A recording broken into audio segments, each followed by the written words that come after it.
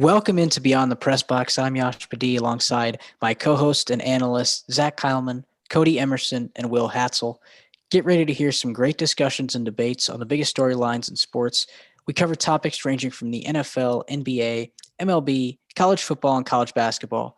So sit back, relax, and enjoy the roundtable discussion between four friends who are passionate sports fans. Before we begin the show, we do want to let you know that through our partnership with the Unhinged Sports Network, we've partnered with Fubo TV. What is Fubo TV, you may ask? Fubo TV brings you 100 plus channels, including ESPN, CBS, Fox, NBC, and many more, without the hassle of a cable contract.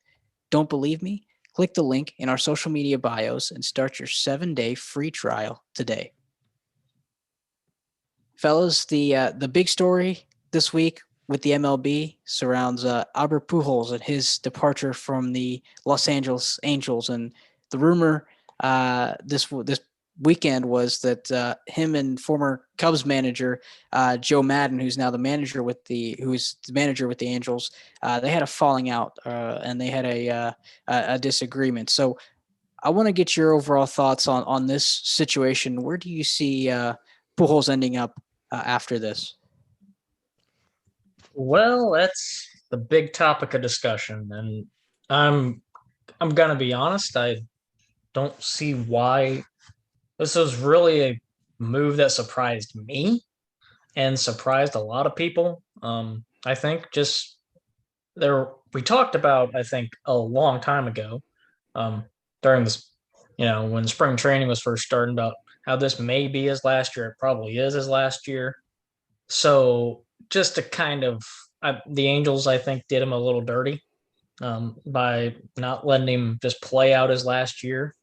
Um, Look, the numbers, if you're going by that, sure, they're not great. Batting 198 this year, that's not what we expect of Albert Pujols. And 5 home runs and 12 RBIs, that's not bad, guys. I mean, is it great? Not really, but he was every now and then providing a spark for that offense. And no, he was ticked that he wasn't in the lineup more. That's I'll leave the Joe Madden discussion to Zach and Will with the Cubs expertise over there, but it's unfortunate, basically, for Albert. Where he goes, I really don't know. No, one of the teams was mentioned was, does he get a reunion with Tony La Russa? Will, with your Chicago White Sox, there was a handful of other teams that Bob Nightingale mentions. So I just don't know. It's as a Braves fan, is there a fit with him in Atlanta? Absolutely not. I would just love him for like the clubhouse, atmosphere with a veteran presence that he brings, just to have a guy like that. So wherever he goes, I do not see him retiring. I don't. I think he'll find his way onto a team, maybe potentially a playoff team. I think that's probably where he goes. The Angels were kind of in the middle in the AL West. They were not in the bottom, but they weren't quite at the very top. No, they were, I think, second or third, right behind Oakland, who's actually in the American League West. So I think if he does go somewhere, it'll be to a playoff team where he can contribute in the postseason. And maybe he just wants that one last ride to, maybe in the postseason specifically, try and be a hero of sorts. I don't know exactly what he wants. I mean, that's a big thing, is what Albert wants. I was reading also that he thinks he can still play first base. That's about the only part where I'll disagree with Albert right there. I think he is a destined designated hitter, and that's why I think if he does sign somewhere, it'll be in the American League, with the National League not having the DH rule anymore. So the White Sox, Royals, I can't list the name of the top of the teams off the top of my head, but I would guess an American League ball club. But at the end of the day, it's kind of it's sad to kind of see what the Angels did to him, in my opinion. Um, I mean, look, this guy is by far and away a first ballot Hall of Famer. I mean, the second he decides to retire, they should immediately put him in the Hall of Fame. And you can see the impact he had on the Angels. I mean, guys like Mike Trout were quoted as saying, "We're all surprised when it happened." It hit Mike Trout a little bit, and he's mentored Trout. He's mentored guys like also, Anthony Rendon, and the players throughout Major League Baseball also kind of said that they voiced their displeasure. Adrian Beltre said what happened to him is shameful and it shows the ugly side of baseball. So, and David Ortiz also posted on Instagram, doesn't agree with it. So you can see the kind of ripple effect that the decision had. And so people are pissed about it, and they rightfully should be. So, Angels fans are probably looking forward to, that last time, that last home game, where I guarantee you he would have probably gotten a 20-minute standing ovation from everyone, and they're not going to get to see that. So the Angels organization did it wrong. They haven't really, and it's kind of what they've been like the past, as long as Mike Trout's been there. Really, they've kind of done Mike Trout a disservice, I think, and this rears its ugly head with Albert Pujols now. So it's dark day for Angels, and it just makes them look even worse than they already did. So, but I don't know where he'll end up. I hope he ends up somewhere and gets to, compete for another World Series, but we'll find out. And real quick, before I turn it over, I'll bring the fun fact today as I was just looking on Baseball Reference. This is not a knock against Pujols whatsoever. It just goes to show how long he's played. In his 21 years, he does hold an all-time record, and probably not something he wants to be remembered for, but I'll go ahead and say it anyway. He has the all-time record in grounded into double plays with 403. That is a ton. But I don't think the Hall of Fame voters will see that and say, "Nah, we're gonna keep you out because of that." I think they'll allow him in still, but yeah, it'll be interesting to see where he goes for sure. Yeah, I'm with you, Cody. He's definitely going to be a surefire Hall of Fame pick in his first year eligibility. And like you said, like they should just throw him in the Hall of Fame whenever that day comes when he says, "I'm going to hang up the cleats," because this guy, I know Albert has always been a great player. I knew he was a Hall of Fame type player, but if anybody is interested, go look up his stats of his whole career, and you tell me that you're not shocked to see this guy's stats. I mean, almost every year in his career, he's hit at least 30 home runs. On many of occasions, he hit 40 or more home runs, which hence, he's in the 600 club. He's got 667 home runs at the moment, over 2,000 RBIs. That's another thing. This guy consistently for literally probably maybe the first almost 10 years of his career, 9 or 10 years of his career, 100 plus RBI straight.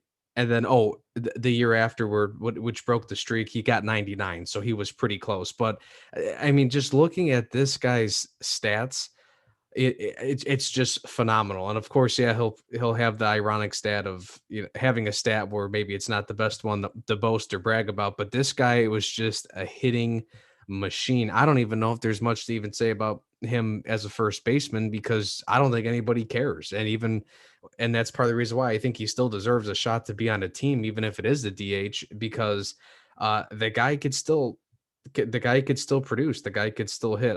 He's got 5 home runs this year, 12 RBIs in 24 games last year in that shortened season, played in 39 games, had 6 home runs, 25 RBIs. I mean, 2020 is almost, you don't even look at those stats. The last full season that he played in 2019 still had 23 home runs and 93 RBIs while boasting a 244 average.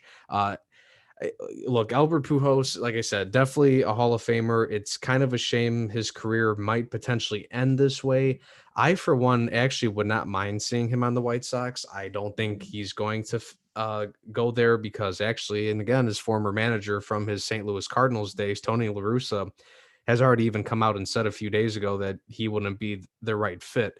That's the tricky thing, is because a lot of teams probably don't want to make him an everyday position player. They want to throw him out there as a DH. And I don't think it's that he can't play first base anymore. It's just really that how many teams are really that desperate to put a 41-year-old player, even it being Albert Pujols as a position player in their lineup every single day. I don't really know of many teams. I thought the White Sox would be perfect because they've lost half of their power bats right now with Eloy Jimenez and Luis Robert going down with potentially season-ending injuries for both of those guys. Yerman Mercedes, who we've talked about before, is kind of their savior in terms of being able to have power in their bat and join the likes of Jose Abreu and whatnot. But Jose Abreu proves to be more of a first baseman than even a DH in his, even in being late in his career like this. So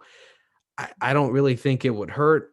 Look, at the end of the day, I'm hoping Albert does get to join a World Series contending team and at least finish the year going out on top in terms of being able to play and say, okay, you know what, I'm done playing. This was my final season.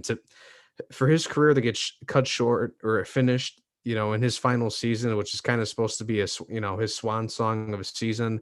It's a damn shame he's not going to be able to get the standing ovation he deserves, like a lot of people have been saying and complaining about. And the last thing I'll say, look, and this is in regards to the Angels. Okay, this team, and you, like I said, go back and look at Albert's stats, especially during his career when he signed that big contract with the Angels. This guy has earned every penny, and so same with Mike Trout. Because I mean, obviously, we know how good Mike Trout is too. Look at his stats, but you mean to tell me, with having Mike Trout and Albert Pujols on your team, and this team last was in the playoffs in 2014. I think that's on your management and your organization for not figuring out how to get in the playoffs when you have two Hall of Fame baseball players. You have one of the greatest ever played in Pujols, and then you have arguably the best player of this generation of baseball, which is Mike Trout. So before Joe Madden and before this organization wants to cut ties with the Hall of Famer because they didn't like the fact that he called them out, uh, I would maybe, if I was them, I would maybe hold up and check and see what they're doing. Because again, I don't know how that organization with some of the greatest players ever have not been able to make at least a playoff contending team on a year-to-year basis. And look, Joe Madden's always going to be a legend. I'm always going to respect him because he broke the damn curse with the Cubs. But that guy is a very overrated manager because his woosah hippie like, oh, just take it easy, man, vibes in the locker room is all cool to keep the fun going and everything, but you have to, at the end of the day, you have to win games and make, especially if you're Joe Madden, the manager, you have to manage the game the right way. And we saw on many occasions, especially after the World Series, during the World Series, almost blowing it a few times, that Joe Madden is not an elite manager. He's not the greatest manager. His managerial style might be cool with the players for a while, but the tactics and the in-game decisions are can be hotly debated. And I think, this is me assuming here, but I think Albert Pujols read through the BS and was like, no, I'm about to retire. I'm playing with Mike Trout. I want to make it to the playoffs at least one more time and have a shot at contending before I leave. I'm not doing the woosah Joe Madden train. So I actually kind of understand why he's is probably upset. And again, this is me assuming, this is my pure speculation, but I think I'm kind of on the right track because, and Zach could attest to this too, us being Cubs fans and just going through the Joe Madden thing for about 6 years, we know exactly what that's like. So congrats to Pujols on whenever, if this is it, shout out to him, even though he was a rival, glad to see him have a great career. Hopefully it's not it, and hopefully someone signs him and he at least gets a chance to contend for the playoffs because a legend like him at least deserves to go out like that. Well, I believe a legend like Albert Pujols doesn't need to be going out without his own terms, is what I will be staying right now. And he was hinting that he might stay depending on his home run numbers back in March. So, first off, hoping that he comes back in some capacity and at least finishes the season on a roster, because for the legend that he is, you shouldn't be cutting a Hall of Famer. Honor the contract, finish the season off. He's got enough art. He's got enough presence as a run scorer that you can find a way to work him into the lineup. One of the disputes, it sounds like, was because that they wanted to bench him the rest of the season and, save a little money as it is, because Pujols is owed about $30 million this year. So, I get that, but at the same sense, he's producing for you a little bit, credit, not like he used to. And you could probably work him in. There's ways that you can probably get him on to get at some at bats if you need. Not all the time, but it didn't have to come down to instantly benching him. At least this is what's being reported. I can't say that's exactly what it is. I'm just telling you from all the reports that have come out since Pujols has been announced to be released or due to assignment with the Angels. What I will say about the Angels is, shame on the Angels. Look, this is, in my opinion, this is for having two Hall of Famers on your roster since 2012. It's not as a mediocrity of sense in terms of losing every season and having to be down in the dumps. But the fact that you've had MVP talent, you've had Hall of Fame talent, consistent presence at bat, and all you can show for it in a 10-year span with Albert Pujols is a 2014 AL West title with a knockout in the first round with no wins in the playoffs. I don't know an expertise in the Angels, but all I can say is that you failed.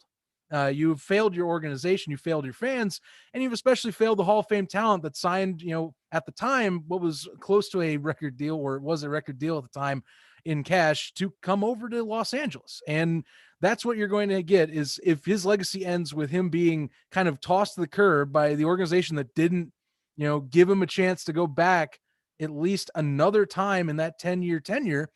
Great job.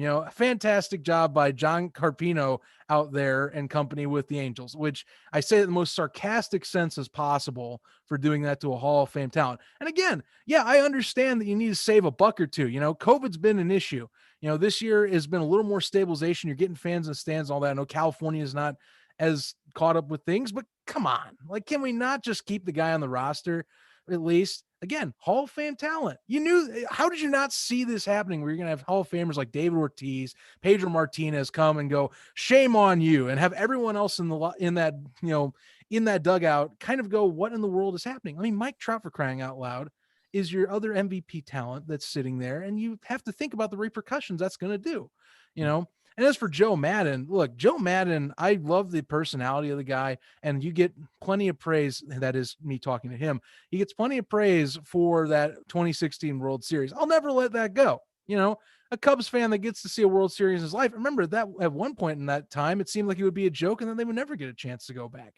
But now, I get to hold that forever as thank you. I tip my cap to you. But in terms of yourself as a manager, you're looking at the Cubs tenure, how it ended. You look at how it seems like it's been in Los Angeles. I can be honest with you, Joe Maddon definitely does not seem to have his senses on managerial skills. I mean, we can look back at the World Series, for crying out loud, and how he handled Doris Chapman's whole spiel with having to have him relieve games. The guy seemed to lean on him as a crutch, almost wasted his arm, and almost lost them the World Series in Game 7.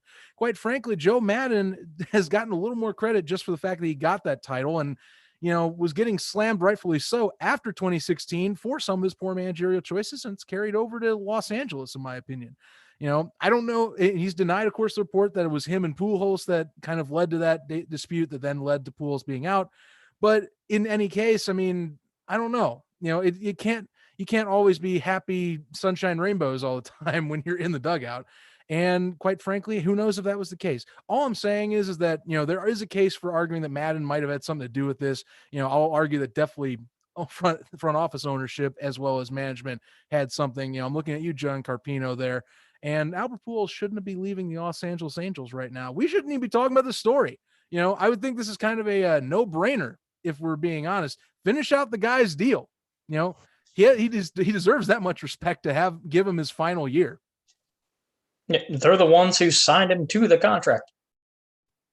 Yeah, They knew what they were getting into, and they signed him to 10 years. And it wasn't I actually, while you guys were talking, I came across an article that was talking about mega deals in the MLB, and they were talking about referring to Albert Pujols as like a flop deal. And it's like, okay, they didn't win a World Series, they didn't make the playoffs a ton of times, but again, look at his numbers. It wasn't his fault. That guy was healthy through most of his career there. I mean, I know a couple of DL IL stints, but a guy who's played in a majority of the games, and he put up big time stats just like he was putting up in St. Louis there. I mean, even in his later years, he was still pretty damn dominant. So again, if you can't sit here and say that was a flop of a signing or too big of a contract. I still think he was worth every penny. They just couldn't solve the rest of their team. And also, I forgot his name. It's escapes my mind. But before Joe Madden, the guy that they had as their manager for years, who I know was well respected,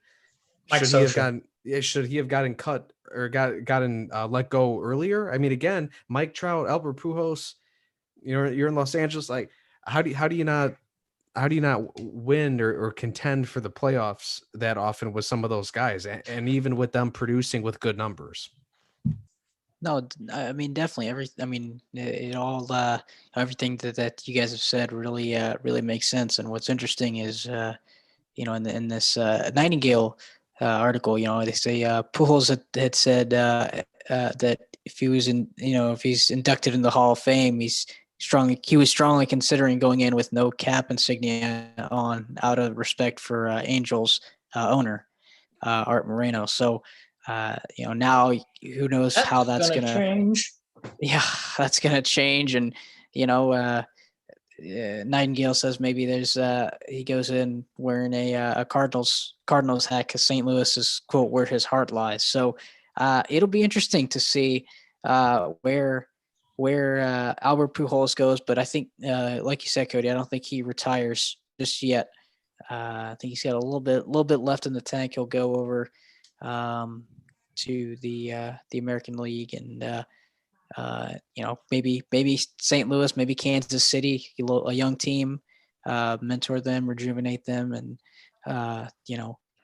we'll see how Albert Pujols fares as we go throughout this MLB season. But you talk about the MLB season, and just last week, John Means for the Baltimore Orioles, he almost threw a no-hitter. I think the one guy that did get on base, yeah, but the one guy that did get on base was off of a drop third strike. So it's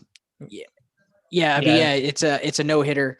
Not a perfect game though, but a non-perfect game. Excuse me. Yeah, that's what I had to say there. But when you evaluate the way that the game of baseball has kind of evolved, especially over the last couple seasons, what kind of changes have you seen? When you specifically look at pitching, as you see this season, as have been over the last couple seasons, pitching has been dominant. A lot of no hitters, a lot of dominant pitchers in the league, where previously, batters had their way in the batter's box, and now the pitchers are starting to get more and more feel things on the mound.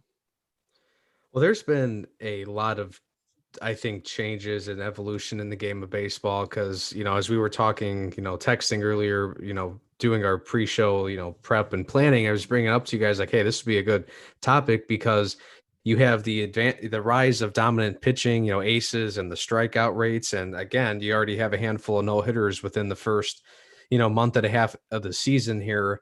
I think it kind of correlates with the rise and the evolution of these, we've seen the last couple of years, a lot of home runs and whatnot too.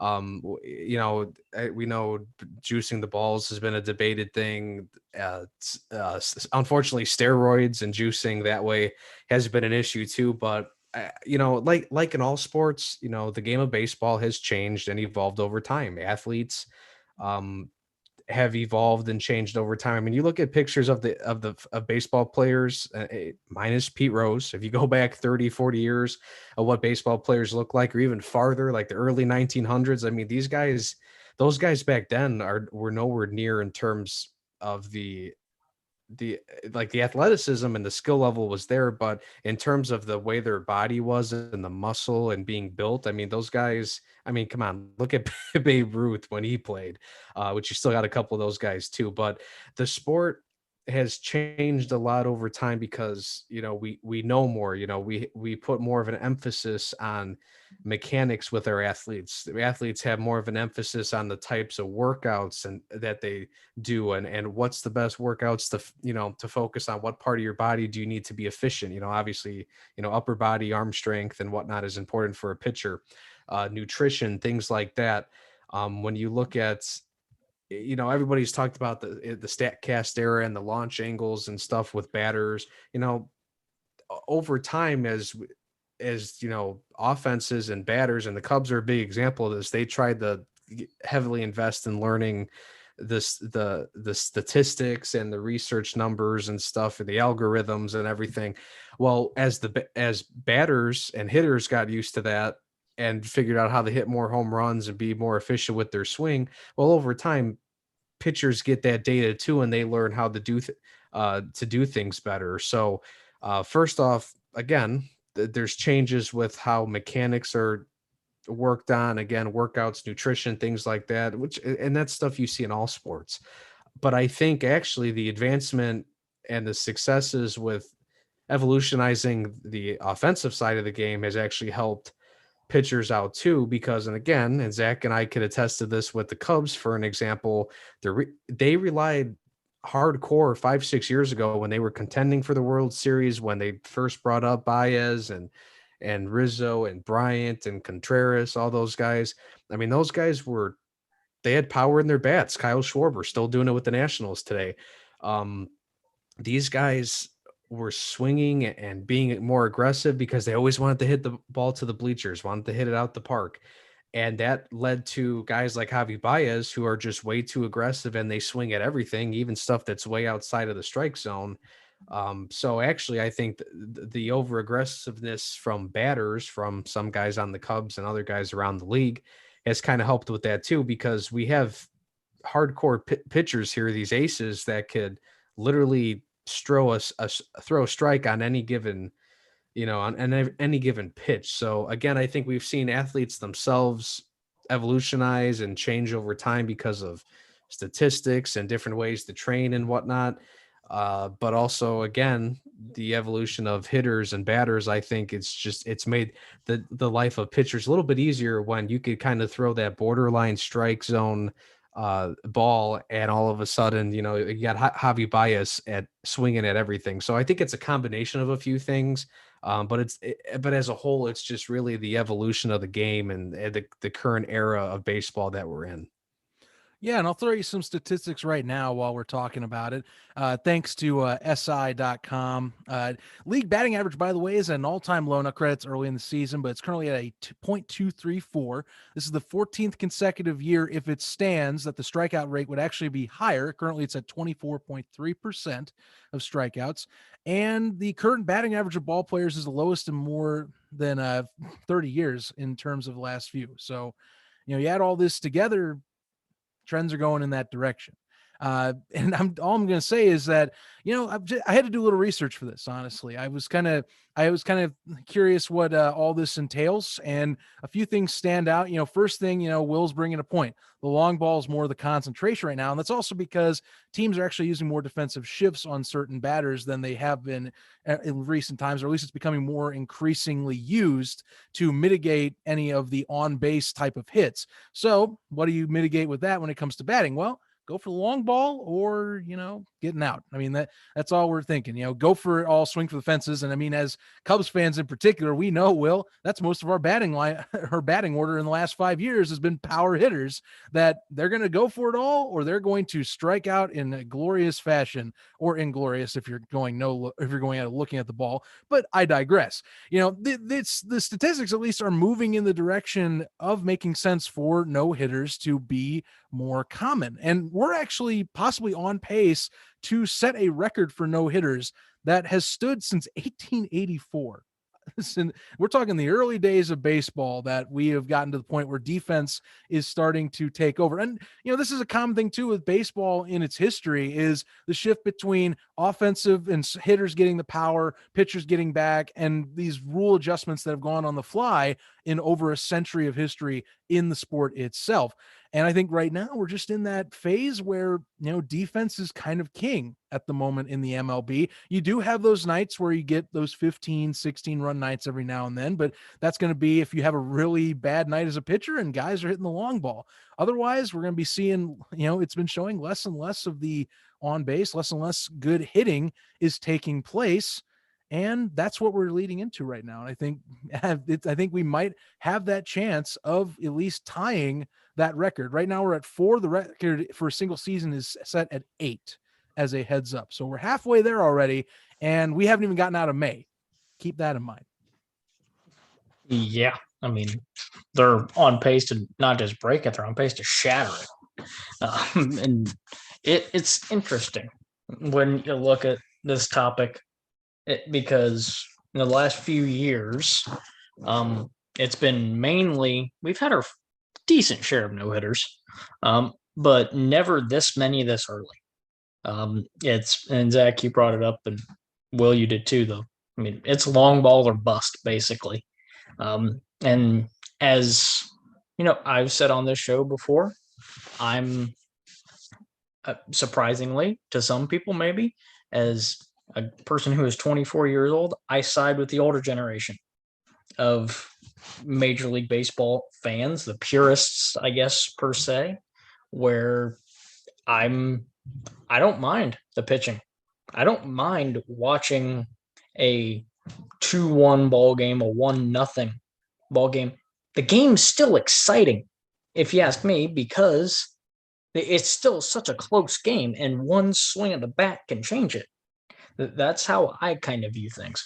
But in terms of, I mean, you just look at it, the number of home runs, everyone's trying to, and you can kind of blame the steroid era, I think, for that. There was a time, early 2000s, I think, maybe 2010 or so, where the numbers were down a little bit, but now we're back up to the last few years.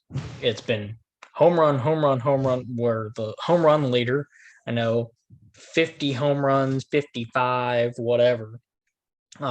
Hopefully I don't think we'll ever see Barry Bonds' 70 again, because that would raise some pretty big question marks. That's another thing also. We get drug tested real quick. Yeah, exactly.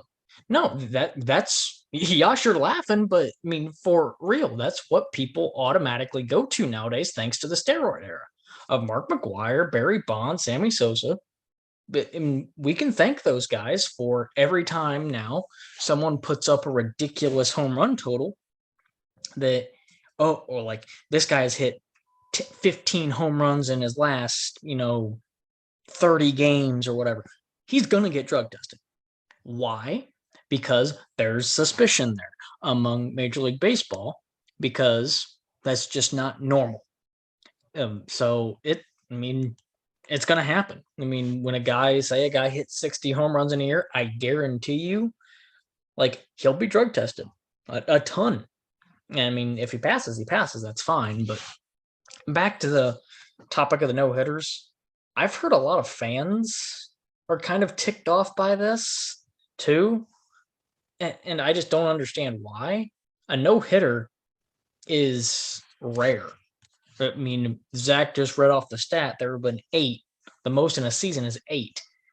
Each team plays 162 games, times that by 30 teams. I can do it real quick, but on my calculator on my phone. But all I know is that it comes down to a lot of damn games. So the fact that we're already at this pace, I don't mind it. I mean, and Zach, you also brought up the shift. I have a simple way to beat the shift, and it's called suck up your damn pride and bunt down the other line. If they're playing you on the first base line, bunt down the third base line. If they're playing down the third base line, bunt down the first base line. Yeah, it baffles me every single time that. No, I don't get.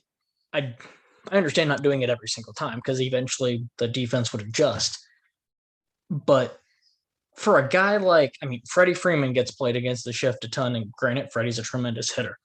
And he's been able to kind of figure out ways to beat it a ton of times. But for maybe a guy who's struggling, for the love of God, just sacrifice your damn pride and bunt down the. You could bunt it well into the outfield if you wanted to. You don't have to give a little tapper. I mean, yeah, it would take time, but your on base percentage would go up. You'd be helping out your team, and you'd be doing. I mean, anytime a runner gets on base, they feel nice, and just to kind of get out of a slump or whatever. So, but no, they're so freaking focused on, oh, I gotta launch this ball at an exit below. Will, you brought up all the terms that you're using: exit velocity, um, launch angle, all this kind of stuff. And I think that's trickling down to, high school, college guys they want to hit home runs. But you can also be a pretty damn good player too if you hit for a high average. And we're not seeing as many 300 hitters now, or even, I mean, the number of people batting below 200, which is, if you're batting below 200 in baseball, you've got some work to do, is a lot. So it's an interesting time in baseball, is because the last few years have been dominated by the hitters, and now the pitching is we're in this cycle again of where the pitching has started to dominate. And I don't mind it. I don't mind if the hitters dominate, really. But at the same time, for those complaining that it's boring, no, it's not.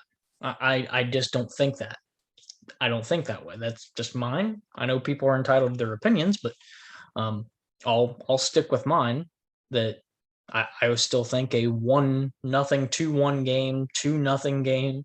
I think that's exciting baseball because it's exciting all the way through. I'd much rather have that than a 16-2 game where one team just blows the other team out of the water. That's not exciting, if you ask me. So it's an interesting time in baseball. And if we break the record for no hitters, like Zach was mentioning, I'd love to see that. It would we'd be in this power shift again. And it's going to be fun to monitor. We've already had 4. Wade Miley just had another one for the Reds, I think, over the weekend or late last week. I think we had 2 last week with John Mearns, and then Wade Miley. So, I mean, for reference, I'd like to maybe see the Braves get one because they haven't had one since, I think, 94 was the last one they had one. So I'd like maybe see them get one. But, I mean, it is what it is with baseball right now, and people just got to deal with it. I don't mind it one bit, and people can, pride is, learn to suck up their pride, as I say, and just enjoy the game. Yeah.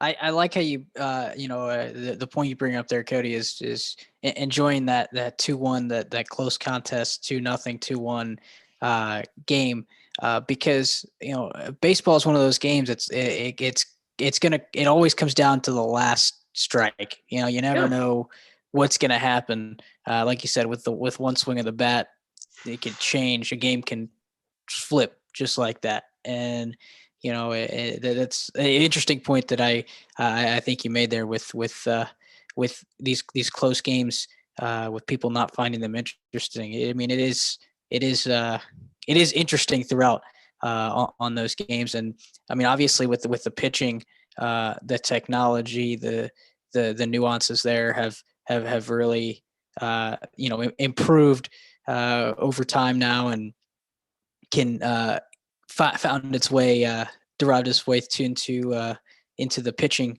aspect of baseball, and it's kind of like you said, that power shift between the batters had their time in the batter's box. Now pitchers are getting more and more acquainted and getting more powerful, and then it's kind of the dynamic, the shift in dynamic in baseball itself. And you talk about the changes in the shifts that are happening in baseball. ESPN actually, I saw this earlier. They put out a article about some of the questions that baseball needs to answer as baseball heads into the future, and very interesting article here. Questions from baseball, can the MLB and the Players Association get along? One of the few questions here, kind of the differentiation in rules. We talked about how the AL has the designated hitter rule while the NL does not, and what the MLB can do to quote unify the league. So, what do you make of the kind of questions that ESPN has on this list? And do you agree? Do you want, are there more questions that you would add? And kind of which one of these questions does baseball, if Rob Manfred, if you were to advise Rob Manfred to prioritize any of these questions? Because like I said, these questions like range from the MLB looking at itself as a league to like the marketing standpoint of the league and how to market these new players, and much more. So if you were advising Rob Manfred, which type of questions would you kind of prioritize that the MLB look at first? Well, all these questions definitely fit the bill. And, some of these we've been talking about since we were doing Beyond the Press Box back at Ball State. I mean, I can tell you enough about the unwritten rules thing being addressed, and it comes up every year about baseball's unwritten rules and how what you can't do, what you can do, and I agree. Like, let's just cut that out. Let's have some fun with it, as Fernando Tatis has said, as they're mentioning in one of the write-ups on this here, unwritten rules to me, it's a different generation, as it's different players than it was back in the day. The demographic of the MLB has changed. And honestly, I think we can get over ourselves and just play baseball and not have to worry about doing something that isn't in the rule book. If I would have to put up, I don't have to worry about, I remember we were talking about bat flips being a problem, or there's still sometimes a problem for people, whatever. To me, that's fun. We can stop talking about bat flips, in my opinion. That's something that is more at some point down the line. The more immediate questions, I think, came up last year with the collective bargaining agreement talks, because in the midst of trying to figure out the 2020 season, the MLB and the MLBPA got into it more and more, and it became not just a talk about the 2020 season, it started becoming a talk about the collective bargaining agreement at the exact same time. And right now, we have both sides going at the neck, trying to figure out what we want to do with this collective bargaining agreement, which, by the way, runs out December 1st of this year. So you got to find a new one to get in order. Otherwise, you don't want to talk about strike, but that's something that's an issue. And for all things considered, how I would say not a great relationship that you have with the two sides right now, where it's almost like if you say something that's just out of line, they start bickering. This is something that's very concerning for the MLB. Is you need to get this in order. You need to get a relationship built up much better than you have been. And it seemed like it really got tarnished last year when they were trying to figure out how to do the start of a season. And it's kind of lingered since they've moved into 2021. Hopefully that gets solved. That, to me, is the main thing Rob Manfred needs to figure out with these owners and with the MLBPA is, hey, how do we do this to where we at least get back on track and we can get back on some talking and speaking terms? That way we can knock this out. Everything else after that becomes a question further down the line. MLB with marketing, I think that's been a question lately is, how do you market players better? Can we get the MLB to be more behind marketing its players and have them a little more freedom with marketing? In terms of, say, game time versus, what do you want to see as fans? We've been talking about this since we started the podcast version of the show. What's the right way of doing it? Is it about the length of the game, or is it about the game on the field? Another question for the modern era, but that's the MLB. In my opinion, the MLB is a league that's still trying to catch up to a modern audience. Not saying that it's the right way to do it, but that's a question that's being brought up because modern audience, less retention span and time on the screen. That's something that is a question that a lot of people have with most sports leagues. And I think the MLB is going to have to focus on that right now, though. And primarily, I'll finish it with this. Your collective bargaining talks have to be front and center. Like that is the first thing. That relationship was not pretty last year. It was ugly seeing them try to formalize a 2020 season. and you need to make sure that you get it right when you make this new collective bargaining agreement, because anything can go wrong, will go wrong if you don't play your cards right. Oh yeah, as much as we talk about the unwritten rules and the rules that we would like to see, wouldn't like to see, the time of game, pace of play, all that, guys, that doesn't mean jack if the MLB and the Players Association can't get along. We all remember last year. It will, in my opinion, I think it's going to go down in MLB history as one of the ugliest. There's been uglier for sure, but one of the ugliest times in baseball history where they get COVID threw things into a whirl. I understand that. And it was difficult on every major sporting organization to find out a way to play. But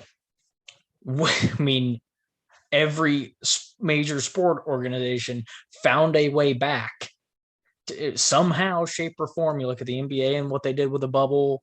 NHL, I know, had their bubble. And football, it was able to be worked out and whatnot. The last major sporting organization to come back was Major League Baseball, because the Players Association and the owners could not agree. They were going to let their fans suffer, the players who actually want to play suffer. They were willing to risk that all. And guys, I come back to it with this topic, or with this topic as well. If I could learn to speak, that would also help. Soak up your damn pride and do what's best for the game. And doing what's best for the game is getting along with one another. Look, I get they have their differences. That's fine. There's this magical word called compromise that I don't think the Players Association and the owners know exist. So it just come together, and yeah, some will have to. Each side will have to sacrifice different things, but at the very end of the day, you're still getting to play baseball, and I'm a passionate baseball fan, because baseball, I grew up on the sport. And that's how I got taken to a ton of games as a kid, and I've fell in love with it, and still to this day, it's my favorite sport. And it's embarrassing to watch a bunch of billionaires argue with a bunch of basically their players, and who are also millionaires, by the way, and they can't come to a solution on anything. That's where I stand with everything. All these rules are nice to talk about, but it doesn't mean a damn thing if the owners and the Players Association can't come to an agreement on anything. And the collective bargaining agreement is, I hope they get it worked out, because my God, if we don't have baseball again, like we almost didn't have baseball last year, I don't know what I'll do. It's going to suck, to put it bluntly. And one more I'll touch on real quick is Bud Selig. In this article on ESPN, they referenced it. The American League and National League need to come together, and Rob Manfred needs to have a set of rules. Rob Manfred needs to have, I don't know how he would get this done, about who's in charge of what league or whatever. I'm guessing he just oversees everything as commissioner, but come together on a universal set of rules, because the fact that the American League has a DH and the National League doesn't, it's stupid. Like, I can't think of any other sport that has every sport usually has 2, 3, whatever leagues or conferences or whatever. I can't think of another sport that has separate rules for each conference.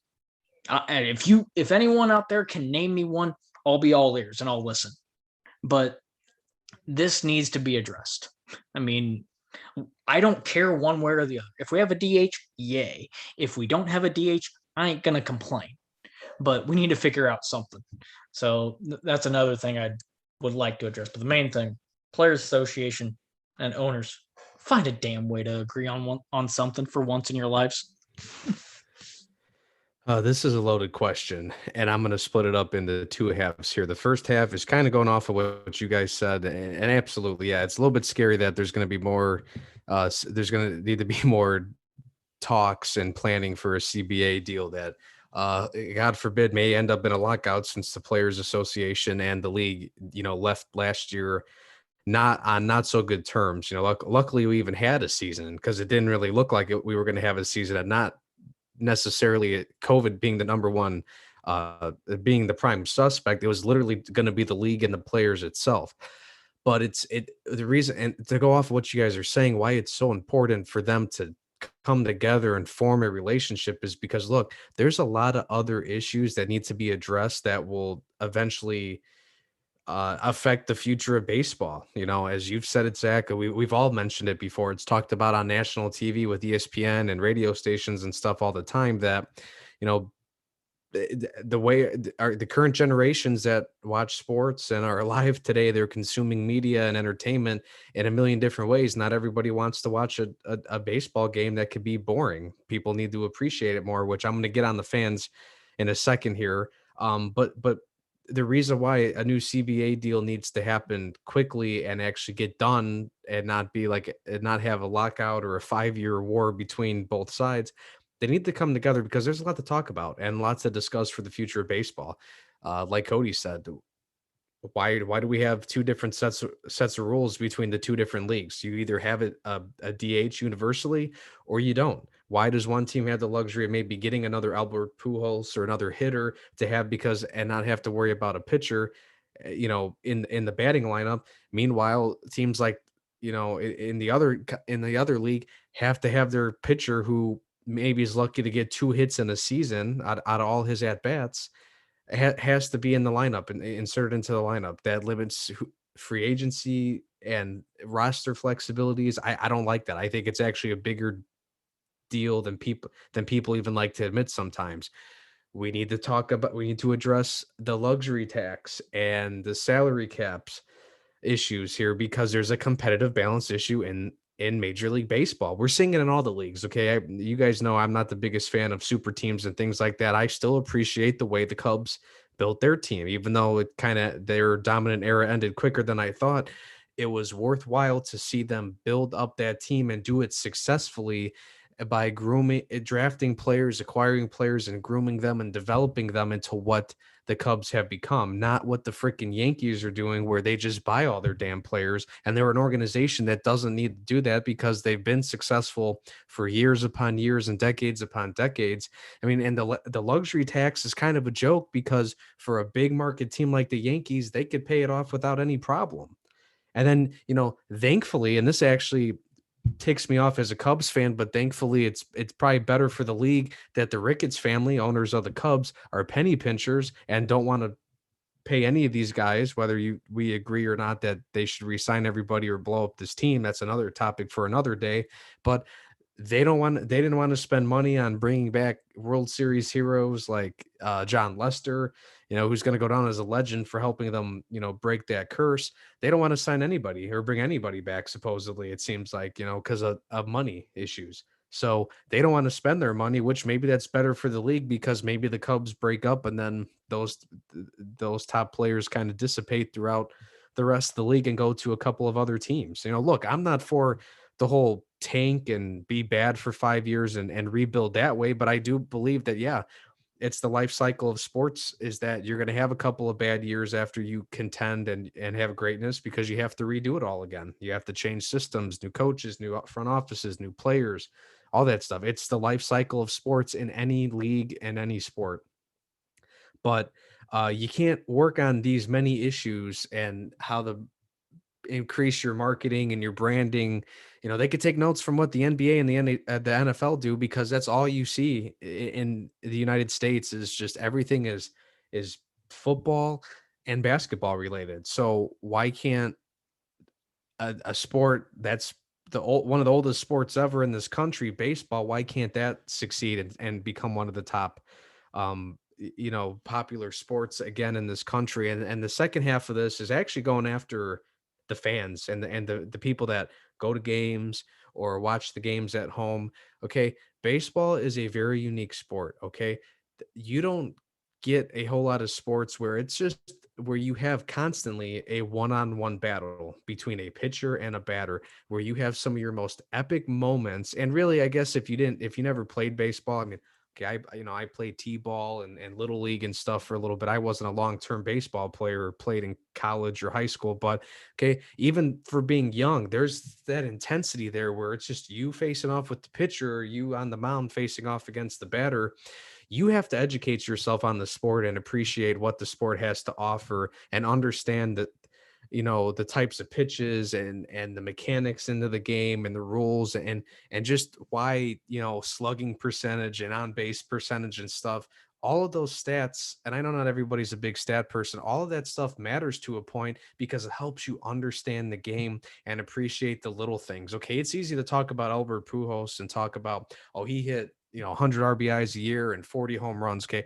Yeah, those are easy stats, but you need to understand the rest of the game and what's so important between every matchup between a lefty and a right-hander. And I'm not even the best person to describe all this stuff and explain this stuff because I'm not even the most versed person most knowledgeable person when it comes to baseball. I'm still learning, but if you're going to want to watch the sport or appreciate the sport, you need to give it a chance. Put your phone down and watch the game. Go to the game and don't fall don't fall asleep. There's little stupid things like that where it's like, even a sport like soccer where they don't even score, you could tie. We argued about this a few weeks ago. I don't want to see ties in baseball. In soccer, they don't even freaking score sometimes, but you can also watch soccer and appreciate the speed and the athleticism and the skills with heading the ball and juggling with the ball and whatnot. Every sport, there's something to enjoy and appreciate because they're unique. And baseball is literally one of the most unique sports out there. Like I said, the mechanics with pitching, the details with batting, the rules. It's not all perfect. And yeah, sure, the league might have to figure out ways to modernize the game and make it entertaining. But fans and viewers themselves need to learn to educate themselves on the sport and be and dedicate yourself to the game. Don't go to the game just to go and get drunk. I say that with all sports too. I don't understand how people spend all that money to go to games and then they just get drunk and get arrested or get kicked out or they're sleeping throughout half the damn game. So there's things the league needs to do, guys, but I think also just people that like sports have to kind of grow up a little bit and appreciate the game for what it's worth because there's a lot to appreciate there. And if you want to sit there on your phone the whole time and spend $60 or $80 to go to a Cubs game and just sit on your phone and get wasted the whole time, okay, I mean, go for it, but don't sit here. Don't clap back at the league and say the game's boring or it sucks or this or that, because there's a lot there to appreciate. So I think there's like I said, two halves to this. It sounds almost like, Will, you're talking like you're going after the guys that go to a 1:00 Cubs game over in I am. Wrigleyville just to go get some buds or something like that in the stands. I'm skipping work. I know somebody that's been in the Cubs Wrigleyville drunk tank. All right. Exactly. Oh my God, you're describing that perfectly. That or like going to Comiskey or doing something like that to watch a soccer I kid you not, at a Bears game once, a guy fell asleep and they stacked a couple seats down from me and they stacked freaking cups on his head. There must have been 20 cups on his head. And he slept through half the game. A season ticket holder. Don't even get me started on how much tickets cost, but really, you sleep through the game? Oh, I'd paying that much for tickets? I'd be waking up and asking if I could have a season tickets. Like, obviously, you don't appreciate these enough. Yeah. Well, I mean, I think the CBA and the MLB with a collective bargaining agreement with the MLB and the Players Association is definitely the most important. But going off of Will's points of people need to actually watch the game and educate themselves on the game. When you look at especially when you look at this article, you look at the marketing side of the MLB. Two intriguing questions come to mind that they pose here is, number one, they said the MLB must invest in getting more kids playing baseball. It said nearly 25 million kids played baseball or softball in 2018, and nearly 15 million of those considered themselves to be core players. And essentially what that means is those are kids who play in the future and become adults who actively watch the game. So I think the other aspect of this is you have to get, kids involved, people educated at a younger age so that they become, consumed with the product and are able to watch and understand the product as they grow and grow viewership that way.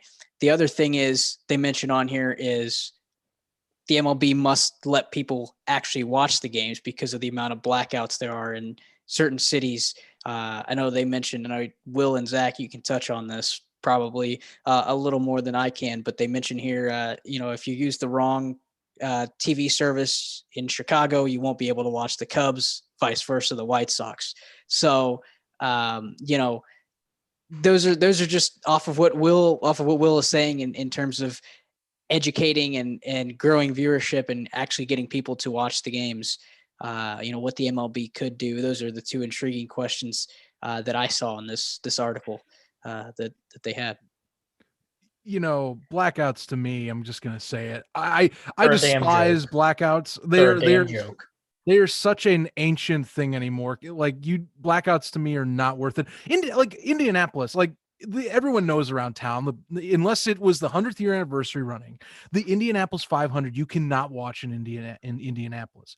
It's a local blackout thing. The ownership makes it that way. And there's been other instances with other sports teams, obviously MLB deals with a lot, and Will and I know that well, that Chicago, they have intersecting deals with all different broadcast agencies. For Christ's sake, the Cubs wanted to make their own with Marquee Sports Network, which I still don't care for, by the way. I miss WGN. That is just my take on it. I wish that it never had changed, but they wanted the money. I get it. So that's why they created it.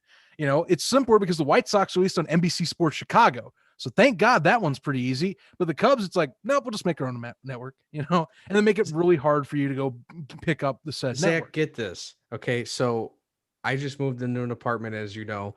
On the smart TV we have over here, I downloaded the Marquee Sports Network app and I signed into my parents' TV provider account. And just when I'm excited to go watch the game, I think it was on Saturday, I get told, oh, well, you have to update your app to the most current form in order to watch the game. I can watch everything else on the app but the game. Also, I'm in Indiana, Northwest Indiana, and also the app is updated to its most recent update or format, whatever the heck you call it, your tech terms. So it's like, really? So I can't watch a game in the Chicagoland, Northwest Indiana area because the app isn't updated, supposedly? That's a joke too. The Cubs will probably. I'll give the MLB a little credit here because I know they have, I know a lot of, they've worked together with T-Mobile to basically give customers free access to MLB TV if you have a T-Mobile whatever contract. Excuse me, I couldn't think of the word there. But I like you said, I think it's the way that their marketing in terms of the blackouts, the cities where these happen, like Indianapolis, and even in Chicago or LA, where some people they said they can't get, some people in LA can't watch Dodgers games versus the Angels. So it's a very similar situation out in LA as well as in Chicago, and blackouts are garbage. Yeah. Please stop doing blackouts. It is not worth it anymore. You know how many games I've watched in college? You know how many games when we were at Ball State that I was on Reddit watching MLB streams, NHL Why do streams, you have to NFL. do that, in the year 2021, when there's 758 ways to watch and stream things legally and illegally, I agree with you guys. There's no reason that blackouts should be a thing anymore. You should, and that's with all sports. Learn to adapt and grow and evolve with the technology and the way the world works today. There's no excuse for it. Yeah, I know we've touched on the MLB's needs to on its evolution of technology with the replay. I know we touched on that a couple podcasts ago. Oh, replay. But like you said, I mean that's another good point that you bring up there. On the MLB needs to evolve with the way it's using its technology, the way that in coordination with the other leagues, the NFL, the NBA, the NHL, and how they're progressing with their use of technology, whereas the MLB is kind of falling behind there. But I a lot of good questions that can be posed with Major League Baseball at the present moment in terms of going into its future, what needs to happen. I think we've criticized Rob Manfred quite a bit on the podcast, but we'll see what Manfred can do to kind of push this league into the future. And like Cody said, like Bud Selig, try to unify the league as a whole, and move forward into the future. Don't screw up, Rob. But with that being said, we want to let you know that you're listening to Beyond the Press Box with Yash Paddy, Zach Kyleman, Codey Emerson, and Will Hatzel. Make sure to follow us and interact with us on Facebook, Twitter, and Instagram. To listen to more great episodes, subscribe to our podcast on Anchor, Spotify, Google Podcast, and Apple Podcast. Be sure to subscribe to our YouTube channel as well. You can also listen to us on the Unhinged Sports Network. Just head over to unhingedsn.com to listen to us and check out other great podcasts featured on the network as well. Before we take you back to our show, we want to let you know that through the Unhinged Sports Network, we've partnered with Fubo TV. What is Fubo TV, you may ask? Fubo TV brings you 100 plus channels, including ESPN, CBS, NBC, Fox, and many more without the hassle of a cable contract. Don't believe me? Click the link in our social media bios and start your 7-day free trial today. We'll now return you to Beyond the Press Box. So we touched on the MLB. We touched on what the MLB needs to do heading into the future there. But now I want to kind of switch gears and look at the NBA season, because the NBA season is slowly coming close. The regular season, is coming close to an end, getting closer and closer to the play-in tournament. That'll start next Tuesday, I believe May 18th is the start of that play-in tournaments. And you look at, there's been some slight seeding changes here and there from the last time that we talked about the NBA season. But what do you kind of, as you head into this final week, I know, Cody, your Pacers are playing my Cavs here. They tipped off already. They were supposed to tip off at 7:30. But what are you expecting out of this final week of the regular season, and kind of what are your predictions for the final kind of seedings at the end of this week? Go ahead, Will. Well, see, it's very interesting because I think when it comes to the Eastern Conference, we're all kind of connected here. Not you, Yash. I'm sorry, the Cavs are a little too far out of it, but I didn't have any expectations for the Cavs anyway. You didn't have to say anything. It's almost like an unwritten what we know about that.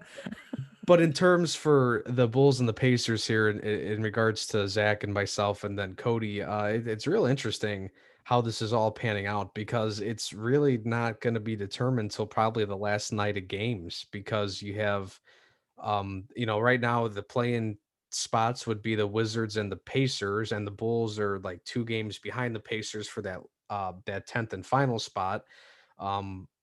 Really nothing, everything's up for grabs other than maybe the top 3 seeds. The 76ers, the Nets, and the Bucks are kind of where they're at. And even if they flip, one may flip with the other, but that's about it. But in terms of the Knicks, the Hawks, the Heat, even Boston and Charlotte, only a few games ahead of,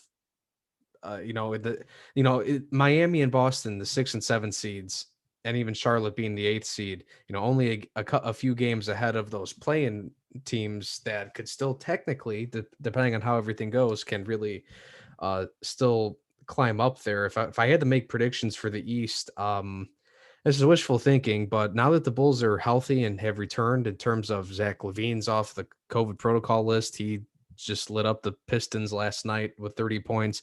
Vucevic had an injury, missed a game or two. He's back. The new tandem for the Bulls is back in action, and they're playing pretty well right now. They're winners of 3 straight. I think there's a chance they might be able to surpass either the Pacers or the Wizards. I think it's still up for grabs. It's going to be tough either way for the Bulls or the Pacers to kind of win out here, because the Bulls, they play the Nets twice, they play the Raptors and the Bucks. That's how their season ends. Those are all 4 tough games. The Pacers, same thing. They do play the Cavs tonight. I think we're all kind of assuming there's a good chance of a win there. They should be the favorites. But then they play the 76ers, the Lakers, the Raptors, and the Bucks. So that's a rough schedule for both the Bulls and the Pacers. So I essentially, whoever wins, at least 3 out of 4 or 3 out of 5, probably, that'll be whoever plays the worst and loses most of those games is probably not going to make it. This kind of goes back to what I said weeks ago, guys, where it's like all you need is one team to go on a decent win streak to shoot up the standings. Well, the same thing's going to happen here for a team fighting for their lives like the Pacers and the Bulls. So it's going to be interesting for our teams here to see how that goes. And where I can include Yash is, okay, the Cavs could maybe play spoiler to the Pacers here and make life more difficult for them. In terms of how things are going down in the West, really the only battle that's still there is for that 10th and final spot for the play-in tournament, which is kind of up for grabs between San Antonio and the Pelicans, the Spurs and the Pelicans. The Spurs got 32 wins. The Pelicans have 31. Kind of leaning towards the Spurs only because the Pelicans just lost Zion. He's probably out for the rest of the season with a fractured finger. That's a tough blow for a team that I think really needs him. Obviously, their main player there. So I'm going to say the Spurs and Greg Popovich, the great coach there that keeps the Spurs relevant even through multiple superstars coming and going over the years. That team somehow still is able to be kind of competitive. So shout out to them. And I get, and maybe Golden State is able to squeeze past or stay up above the Grizzlies. They're 1 game above them, and maybe they'll be able to squeeze past the play-in tournament. Everyone's been worried about the Lakers, but when I look at the standings here, the Lakers are a couple games. They have 38 wins, so they're still about 4 games out of the play-in tournament. So I'm not really sure. I think everyone's just hitting the panic button because Anthony Davis was hurt for a long time. LeBron comes back and then he's out again. It's just the typical, everybody's freaking out about LeBron and the Lakers. But I think the Lakers are going to be fine. Everyone's surprised they're at the 7th seed, but at the end of the day, it doesn't matter where LeBron and AD are in the standings. What it really comes down to is how healthy they are, because if LeBron's got a bum ankle for the rest of the year, then that's what you worry about if they have a chance to make it far or not. So it remains to be seen when it comes to playoff time if the Jazz and the Suns and the Clippers and Nuggets are those teams the real deal, or can it still be a team like the Lakers that owns teams in the playoffs? We'll see. But guys, I don't know about you. My final thoughts here is just this has been the most exciting NBA season for me, and probably since 2015 when the Bulls, of course, blew a series against the Yash Cavs in the playoffs. We just had an anniversary of Derrick Rose hitting a game winner against the Cavs in that series a couple of days ago. But I mean, I love the fact that you have different teams that are on top of the standings. I know we debated the play-in tournament last week. Some people don't like it, especially LeBron James.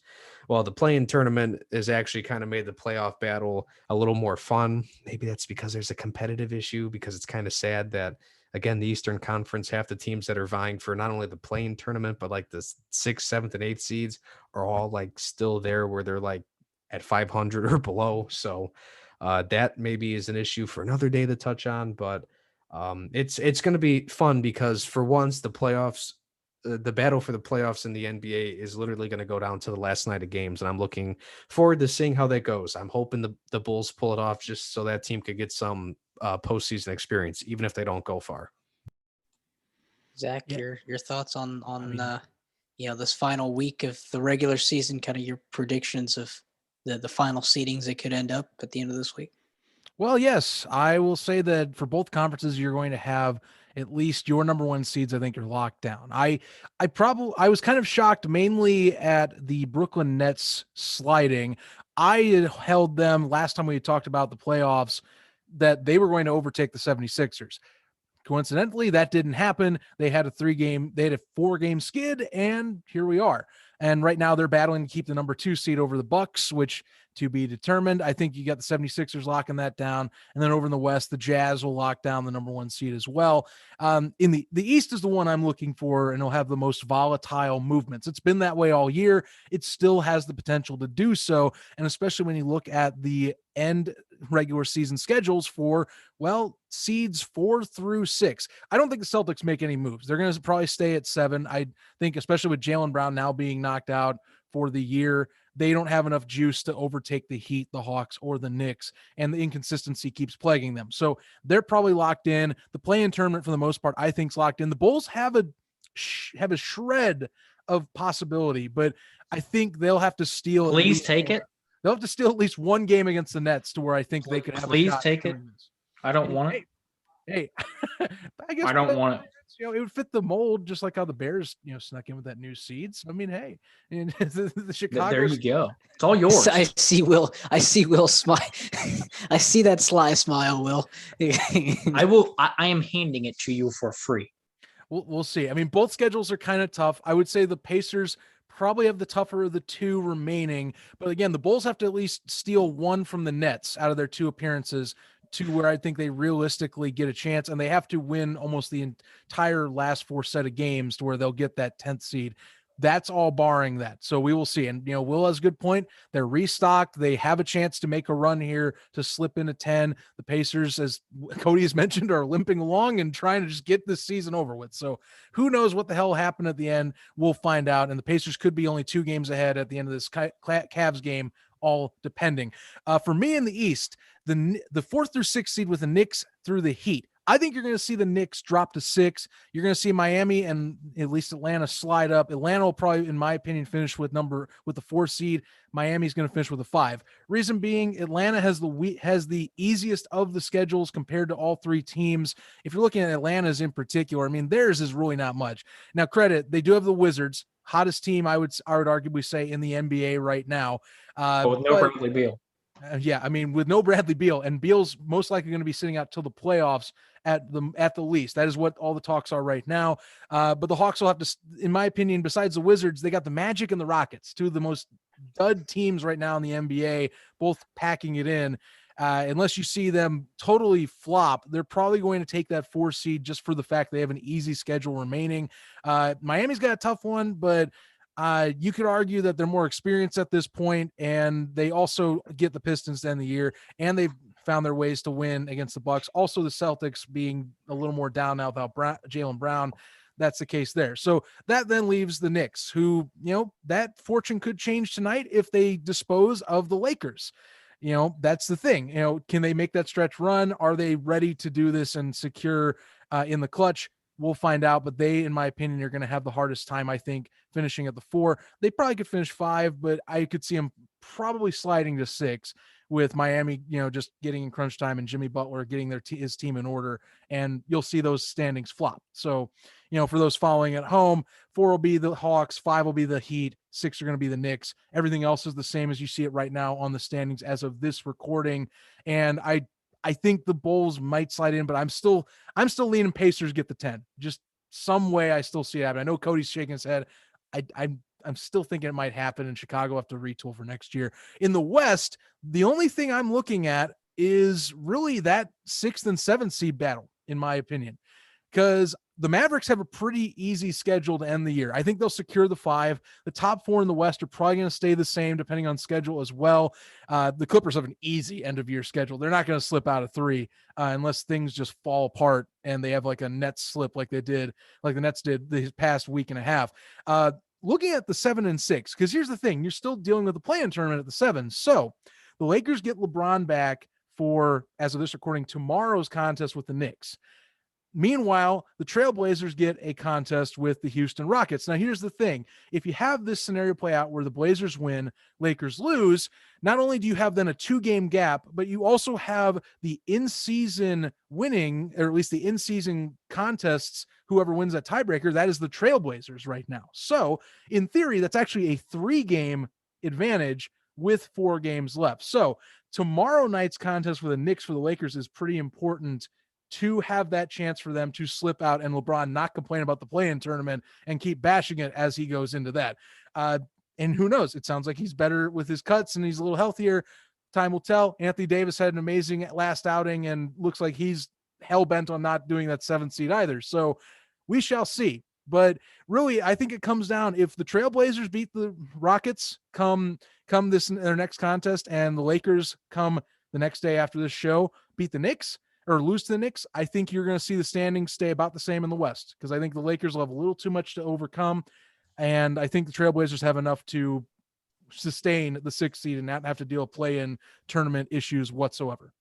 So right now, you're looking at that mid-pack East, and you're looking at that 6th and 7th right now as the main pieces that I would say are most intriguing in this final week of the season. Oh boy, if the Lakers would have to play in the play-in tournament. We talked about this last week, or I think last week, with LeBron saying, whoever created the play-in tournament should be fired. How ironic you say that as your team starts to slide. How ironic, LeBron. And honestly, that 7-8 matchup, if we do get this, Warriors, Lakers, an injury-plagued Lakers team against Steph Curry, who's playing, you could argue, the best basketball of his career. I may slightly favor Golden State. Maybe. Just maybe. And look, the money would be on the Lakers, obviously. But can you imagine having to get through a hard-fought game? I think that game would potentially go down to the wire. I think Steph could, for one game maybe, give the Lakers a run and be that thorn in LeBron's side, as he has been kind of a little bit for his career. So that would be fun. I'm hoping we get that. And then the Lakers having to go, say they win that, they get the 7. Here's the Phoenix Suns. So, I mean, I'm hoping the Lakers stay in the play-in tournament. I've talking with some of my other friends who are NBA fans. I don't think the Lakers make and I think I said this last week on the show, and I'll reiterate it for those who may not have tuned in or may just have missed it. I don't think the Lakers make the NBA Finals this year. And that I'm going to stick to that point. LeBron, why the hell did you come back? You thought you were fine. You weren't fine. Dennis Schroeder is still out. People forget about that.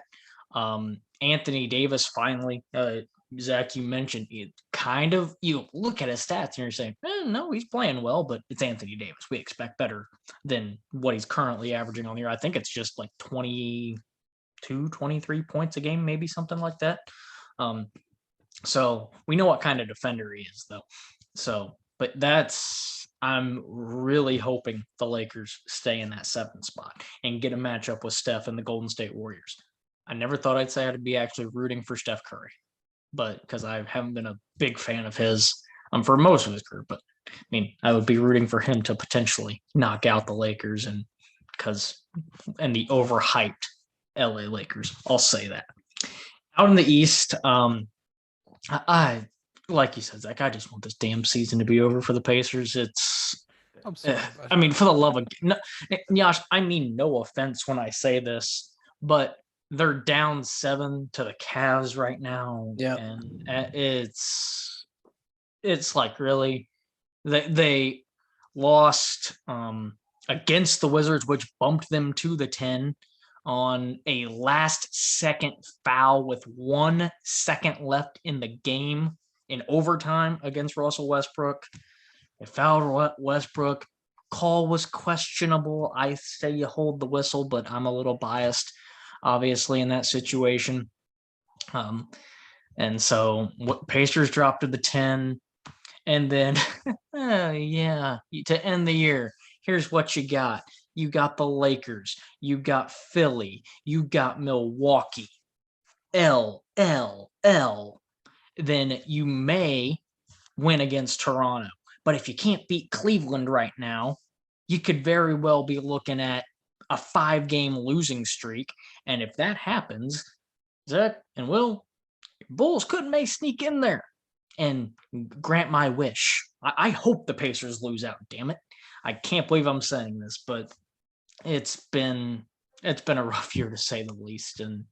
But in the East, as you look at the standings overall, that Jaylen Brown injury, my God, does that impact things?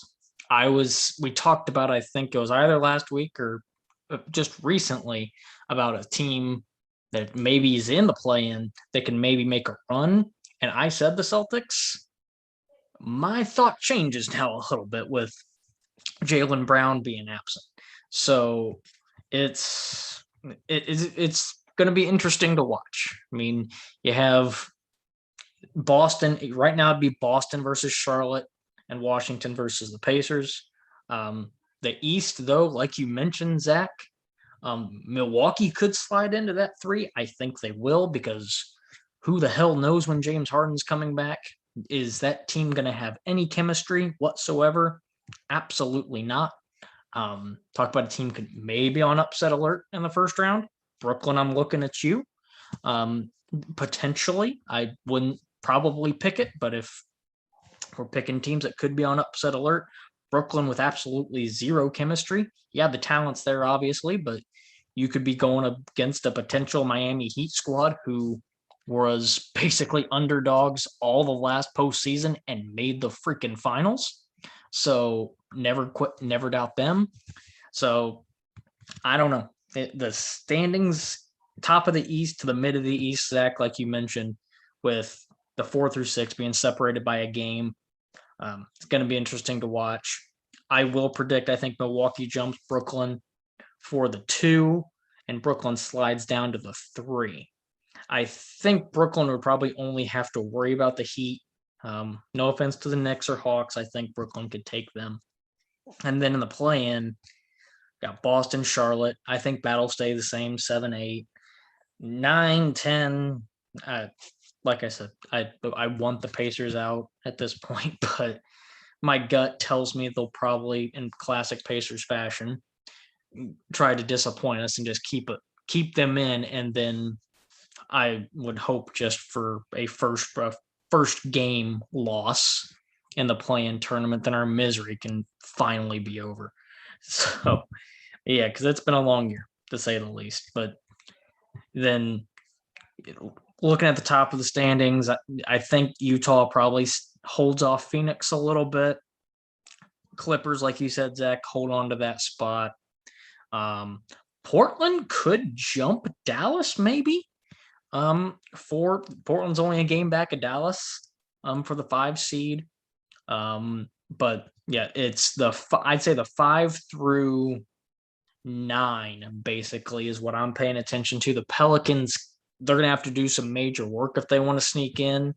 Although what sucks is Zion is out indefinitely. I think he fractured his thumb, I believe, or something like that. Had a fracture on his hand. I believe it was just a thumb or something like that. So, but he's out indefinitely. So that, I mean, no offense to the Pelicans, you still have Lonzo Ball, you still have Brandon Ingram, but if the Pelicans were going to be in the playoffs, they'd want to see Zion. I mean, everyone in their right mind wants to see Zion. So it's going to be interesting, this last week. I'm hoping the Pacers put me out of my misery sooner rather than later. And then the rest of the top spots, it's going to be wild. I mean, the play-in tournament's going to be here next week. Next Tuesday. Yeah. So yes, we'll have some play-in previews to probably talk about and everything like that. So, and some ways, somehow, I'm probably going to be talking about my Pacers still, unfortunately, but it's a lot more than just that, with a ton of other teams being interesting. And I'm hoping I'm still talking about the Lakers because how dare LeBron play in the play-in tournament? It's too good for him, or it's below him, according to LeBron himself. Yeah, he calls himself the king, so Even though it might save how dare honestly, LeBron? if AD didn't come back, the play-in tournament would have saved them from Yeah. being completely eliminated from the playoffs. So it's kind of ironic he says that. Yeah. No, Just I mean, saying. yeah. I mean, and it'll be interesting to see, you know, I hope they say in this play-in tournament as well, and it'd be interesting to see them go up against a Golden State team in which, you know, Steph Curry is lighting up scoreboards as of late. So it'll be an interesting set of this last week, and as you head into the play-in tournament on Tuesday. And like I said, I think in the East, the Milwaukee could potentially move up in that 2 spot over Brooklyn, but I think the big changes could happen between the 4 and 6 seed, Miami and Atlanta being only a game out from New York. I think the play-in tournament in the East stays the same, especially like we've been saying, the Jaylen Brown injury in Boston is kind of hampering them overall. And I mean, in the West, Utah, I think Utah keeps that number 1 spot. Phoenix, number 2, Clippers keep the 3, and I think the 5 through like 7, 8, 7 seed kind of is where I'm looking at, is where flip-flops could happen in the Western Conference. But like Cody mentioned there, I kind of second that motion, as I hope that that LeBron stays down in the play-in tournament, and I will hopefully that will make him eat his words. But that is that is to be determined. The play-in tournament starts on, like we mentioned, Tuesday, May 18th. But as this regular season draws to a close, you know, the also awards to be given out as well. You have obviously the Kia MVP. Then you have the Rookie of the Year, Defensive Player of the Year, and so on.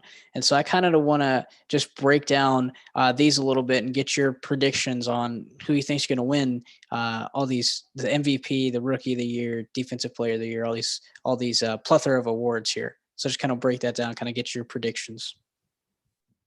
Yeah, I mean, it's going to be it's going to be exciting to watch. I mean, guys, this is, we talked about MVP, and we usually have a good idea of who is going to, we say, oh, this guy's going to win it. This guy maybe has an outside shot of winning it or what have you. This is one of the first years, I think, in a little bit where I can genuinely remember where I have no freaking idea who's going to win. I mean, with MVP, I think it's a 2-man race right now between Joel Embiid and Nikola Jokic. I just think it is a 2-man race between those guys. And I'm gonna give the slight edge to Embiid just a little bit. What he has done this year, he has shown us that, the main thing we talked about with Joel was, can he stay healthy? And for the most part, he's done that this year. And he's putting up almost 30 points a game as a center, which you rarely see. I mean, Jokic is, I think, under that slightly. But, I mean, Embiid is just a physical specimen under the basket, who can also stretch out the floor a little bit. Oh, and by the way, on the defensive end, he can block any shot in the league. He gets it done on both ends. So I would give him the slight edge over Jokic. Steph, you can make an argument for, I guess, but like we talked about, I think last week also, you look at the Warriors. I believe we just talked about, they're the 8 seed right now. I don't think you could really give the MVP to a person on the 8 seeded team in the West. So some other guys come to mind. I know Chris Paul. I respect the hell out of what he has done. He's not an MVP candidate in my mind. The numbers just like in terms of value and what he means to a team, sure, if we're going that route. But we know the voters don't really care about that. They just look at stats and probably say, "Oh yeah, you'll get it." So Joel Embiid gets my vote. Their coach of the year. This one also kind of like MVP. I really don't know. And I don't think there's really a wrong answer. I think you look at Monty Williams, first and foremost in Phoenix and what he's done there.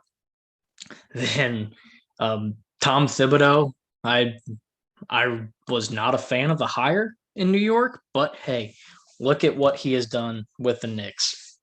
He has turned them into the fourth, fifth best team in the East, which they're 8 games over 500. And so I think there can be a little bit of a caveat there with you look at how bad the East is. But I mean, Knicks are, who would have thought the Knicks would be the 4 or 5 seed? Not any one of us for sure. I know that much. So I'd still give it to Monty Williams just for what he's done with Phoenix. He took them from basically a bottom feeder in the West, the 8th, 9th, 10th spot where they usually had been, all the way up to one of the best teams in the West, the second best team as of right now. And so I think he gets a tremendous job, or I think he gets the award. Quinn Snyder is always up there in Coach of the Year with Utah. You can once again make an argument for that. I'd say, okay, I mean, I could see the argument, but I'd still give it to Monty Williams, what he's done with the Phoenix Suns this year. 6-man, it's a 2-man race, I think, between Joe Ingles and Jordan Clarkson. And I'm going to give it to Jordan Clarkson because this dude, basically plays starter minutes, but comes off the bench. He is an electrifying scorer, and what he has kind of revamped his career in Utah a little bit. It's been nice to see. He doesn't care that he doesn't start. He knows he's going to play a ton, and he's embraced that role. I think he's right around 17, 18 points a game, right around there. So it's amazing what he's done. Joe Ingles is, I think we've mentioned it on this show once or twice before, looks like when you think about what an NBA player should look like, Joe Ingles is the exact opposite of that. I don't know what it is about his looks, but the dude can straight up ball. So he's a 3-point marksman. He's a great passer on Utah. And I mean, everyone on Utah is kind of biased into that system. So I'd still lean Jordan Clarkson a little bit. And then most improved, I think this is probably the award that is the foregone conclusion. It's Julius Randle, and it is not even close. For what Julius Randle has done, I've always been a fan of Julius Randle. I didn't think he'd get to this point in his career. I thought he could always be a solid role player. He's basically the face of the New York Knicks now, which, my God, when you talk about faces of the New York Knicks in that history, you bring up Carmelo Anthony, Walt Clyde Frazier, Patrick Ewing. He's put his name up there with those guys as faces of the New York Knicks franchise and has brought this team back to relevancy. And so I don't think it's close there. And those are kind of my little predictions on the awards, and it's going to be interesting for sure. I mean, a lot. Like I just said, I think the only one that's kind of unanimous would probably be the most improved. But the other main awards, you could really make an argument for 2-3 guys, and I think this is a rare year where we've said that. So it's going to be fun to watch, and I still think the award ceremony is during the playoffs or something like that. I was trying to look for a day for it, and I couldn't find one. But so it's going to be fun to just kind of see who brings home the hardware at the end of the year. Yeah, I'll go backwards here. Kind of to touch right off of some of the ones you just mentioned. Like, yeah, most improved player, it's got to be Randall. I mean, the guy's played like a star this year almost. Like, I mean, like I would, if it wasn't for obviously all these other superstar players that not nothing against Randall that are still 10 times better. I mean, I'd almost love to throw him in just so he could have the consideration as an honorable mention for MVP, just because again, when we debate that award, is it really the player that's been the best statistically or the most literally the most valuable player in the league or for their team and whatnot? And Randall should probably get an honorable mention for that category. But of course, the most improved player, he kind of came out of nowhere with that. So I definitely have to give credit there where it's due. And really he just helped transcend that Knicks team from the pit of misery to the ladder of hope. I'll leave it at that. In terms of the sixth man, I'm gonna go Jordan Clarkson. I got to give it to somebody on this Jazz team. And again, the West is still loaded as heck, guys, with most of the superstar talent in the NBA, and the fact that Jordan Clarkson, who I think has always been kind of an underrated player for what he can provide to a team, has definitely played a huge role for the Jazz, who are 50 and 18 and are in first. And there's a good chance they're going to comfortably sit in first and go into the playoffs. I mean, again, anytime you could have a guy average 17 or 18 points coming off the bench is pretty impressive. And this guy has always quietly been a pretty solid player that has just grown and gotten better over time. So I will give him credit there. Defensively, from everything I've seen and paid attention to, a lot of things resort to arguing whether it's Rudy Gobert or Ben Simmons. Can't believe Ben Simmons is in some talk about this, at least from what I'm seeing here. But kudos to Ben Simmons. We used to make fun of him for his bad shooting and everything, but he's evolved into the kind of player that he can make a career out of then. But what really I think makes me pick Rudy Gobert over Simmons is the fact that when it comes to like replacement level stats or the weird stats that talk about who's better points per game wise with being on the court for their team and off the court. Rudy Gobert on the court ups his team's points per game by like 10 and a half, which far exceeds what Ben Simmons has. Also some other stat categories too. I don't want to bore you guys with that, but that, replacement level stats like that and just what he does for his team on and off the court. And that's crucial because when he's on the court, not only can he provide you some buckets, he's a force in the paint, even offensively at times. But I mean, he's just a rebound and a block master. So you put him out there, you're going to be a plus 10, on your team's going to be a plus 10 because he's probably withholding a team just himself from scoring an additional 10 to 15 points a game with the numerous rebounds he gets to eliminate second chance opportunities and all those block shots that he gets a game. So I know he's one of those stereotypical guys that's always thrown in the consideration for defensive player of the year. But anytime a guy like him could average a double and also probably work his way halfway to a triple double with the third stat category being in blocks on occasions, that's pretty impressive. So yeah, he would be my defensive pick for rookie of the year.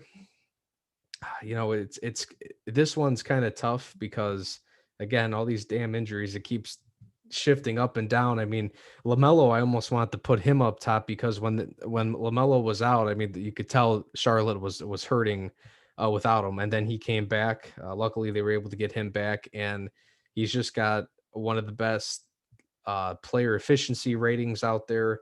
And actually one of the highest, might even be the highest out of all of his 2020 rookie classmates. However, I still think I'm going to give it to, and I believe this is who I stuck with last time. It's Minnesota's Anthony Edwards. Again, a guy that could take over statistically with, he's averaging over 20 points a game, 5 rebounds a game. He's playing 34, 35 minutes a game. I mean, he's basically he's been leaned upon to not only be a starter for Minnesota, but to essentially be a star player for Minnesota outside of Cat. So the swagger and confidence he plays with, and just when you watch his highlights and you watch him play, I mean, the guy, he doesn't play like a rookie. He plays like a guy that's like a 5-year vet at least. So as much as LaMelo's value has really shot up because of how Charlotte missed him badly when he was out, I got to go with the guy that I think it's just the most common thing is to go with the guy that could score the most and could be really efficient. And I mean, that guy, he turns highlight reel tapes in after every single game, and that's the guy that could take over the game. And Minnesota might have a bright future with Anthony Edwards. So Anthony Edwards, my rookie of the year. And then lastly, when it comes to MVP, this is so tough because a lot of these guys are worth it. My top three would be Jokic, Embiid, and I'm going to skip past Chris Paul. I'm going to skip past Giannis Antetokounmpo. Luka Doncic definitely deserves to be in the running too. But in my third and final spot, I'm putting Steph Curry. The guy has dropped 30 plus points, I believe, in like 30 or 35 games at least now at this point. If Golden State was a little bit more consistent, meaning they had a few more wins and they weren't, scraping at the bottom to stay alive with the play-in tournament and whatnot, I think he would have a higher chance of being MVP, because you take Steph Curry off that team is probably at the bottom of the West. He does everything for that team on any given night. So Steph is very valuable with, of course, that 3-point shooting and just a shooting expert, an offensive player that's just really, really good. And I'm going to go overall though with Jokic, and I really wanted to see Embiid pull this off, but I think Jokic, he's played in almost 20 more games than Embiid, and it's not Embiid's fault he got hurt, but you got to go with the guy that not only has the most, the guy that has not only one of the most impressive stat lines, but has been able to play in most of the games. Now, if Embiid wins it, I still have no problem, because he actually statistically is performing a little bit better, or really right up there with Jokic. I mean, technically Embiid has more points per game. He's literally almost tied with rebounds per game. But I think the one category that might separate Jokic is averaging, 8 assists per game. So this guy's almost a walking triple double this year, and is another reason why the Nuggets are one of the best teams in the West. So I'm going to go with Jokic, but I really don't have a problem if Embiid somehow still wins it. I don't want to see Giannis. I don't want to see a guy that he just does consistently what he does every year. Now, if he can actually go to the finals and win this time, then of course finals MVP and all that. But and Chris Paul, I'm sorry, a guy that averages 16 points a game, I don't value as an MVP. I know he's really helped elevate Phoenix, but I think statistically there's a lot of other guys that have been even more efficient than him. That, again, you take Jokic or you take Embiid off their teams, they're not going to be as good as they are. You take Chris Paul off the Suns, they're not as good, but I still think they are a pretty solid team, even if they didn't have Chris Paul. So Jokic is my MVP. I hope I didn't forget any. No, I think you nailed. I think you got every piece that I can tell, and I'm going to go right in MVP as well. Look, it just is for a dark horse type of candidate. Chris Paul or Stephon Curry. I'm going to go with Stephen Curry though, if I'm being honest, as the dark horse. My guy, I don't mind if it's either Embiid or Jokic, but considering that Jokic has had to step it up with both Will Barton and Jamal Murray out, and has continued to play above the level he needs to, and as Will said, is pretty much a walking triple double as a center. His ability to connect on assists is beyond insane, and it has elevated the Denver Nuggets to continue to be at the top of the West. You wonder what this team could be or where it could be with Jamal Murray in right now. But it's amazing that they've stayed up at the 4 and that they haven't had a massive slip, that they're even contending to be a top 3 right now. Trust me, Joel Embiid definitely deserves it for even his elevated play, but it's hard for me to argue against the Joker when it comes to how he's been able to be a multi-versatile center the way he's been this year. So I got to go with Nikola Jokic. I could see him definitely pulling this one off. Wouldn't be mad with either one of them in either way. I know there's actually some people that would be upset if Jokic won, some analysts that is. I don't care about that. Honestly, if you play well, you deserve the reward. Jokic just played that well. Going down the list, though, Defensive Player of the Year, definitely a tough one to sell. I'm telling you what, I did not expect Ben Simmons as one, but Simmons has evolved his game. It's impressive, to say the least. And it's part of, honestly, what the 76ers have done is they've evolved themselves. They are playing honestly to what we were expecting of this team with the process. That's what's amazing about this whole year. A lot of these awards you can argue are players that could have these potential to get awards for just how they've elevated their play. Simmons makes a case. Rudy Gobert also is one that I would say is in there. And Bam Adebayo, you want to talk about a guy that definitely has kept the Miami Heat in contention to be in that mid-pack, and why the Heat are still having a chance to get up to that 4. And for one of the reasons why they were able to run the table for the finals last year, Bam continues to develop and become a star for the Heat. And it helps out Jimmy Butler, because it's one thing we talk about with Jimmy Butler. You got to give him some stars out there. He can't do it all. Bam has definitely been that guy that stepped up this year in the defensive department, something that Jimmy Butler prides himself in. I don't think it wins him the award, but, shows you the progress the guy has made. I'm going to give it slightly to Rudy Gobert, although Ben Simmons, I mean, the fact that you can go either way with Ben Simmons or Rudy Gobert in this category is quite surprising. But Gobert continues to be one of the most dominant presence in the NBA. And to note to Cody's point, you just have to wonder what happens if Miles Turner is in this season or is in at least right now and has been healthy up till this point. Because honestly, the leader in blocks probably could have had his shot too at this award if he has a full year. Something to think about.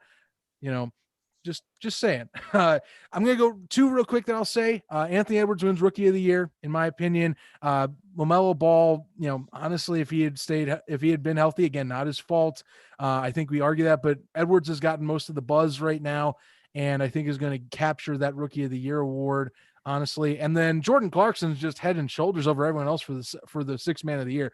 I mean, Montez Harrell, you could argue too, but Clarkson is one of the reasons as well why the Jazz have taken their presence and their roster to the next level to be the number 1 seed and the first team to 50 wins. I mean, when you can have a star that can come 18 points off the bench as your main guy as the 6th man, yeah, I would say it's kind of easy for me to pick the 6th Man of the year, if I'm being honest. Most improved also is easy. Julius Randle.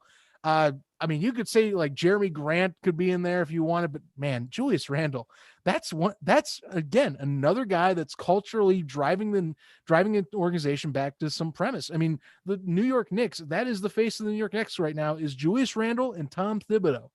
Kudos to both these guys for helping change around that organization in 1 year. And we didn't see that as happening. We thought when Julius Randle went to New York that he was basically getting banished to, basically basketball hell is what I'm going to call it for how the Knicks have been.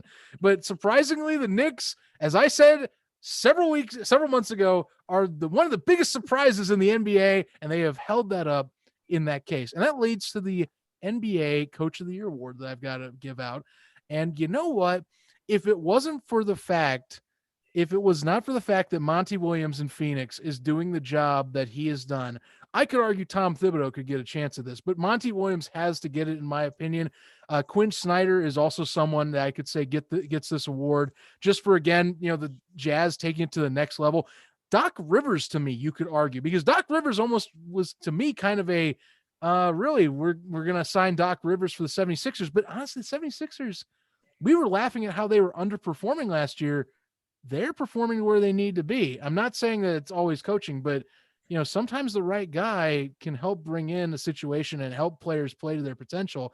Rivers doesn't get the award, but you just have to consider that as for candidates. Monty Williams is my guy for the Coach of the Year.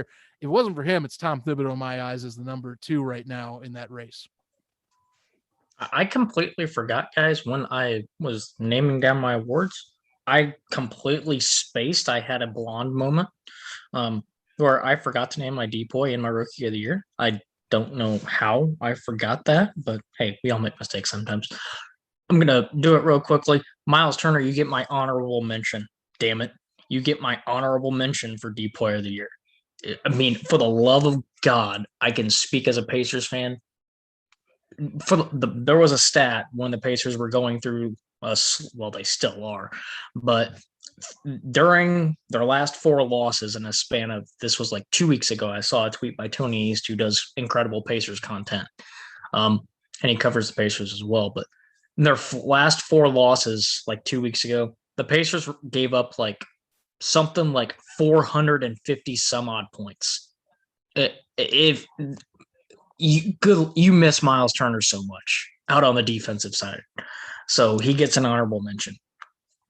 I'm still going to give it, and I hate doing this because I kind of feel like I'm rewarding the man who stopped basketball last year, but I'm gonna do it and give it to Rudy Gobert.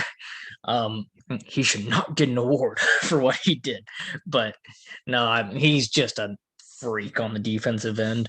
But I'm Miles Turner. You get I'll put him second, just because. I mean, yeah, he's missed all the game, but his defensive impact has been felt drastically. So, Miles, I love you. Get healthy, and hopefully, who knows what the hell the Pacers are going to do with their roster.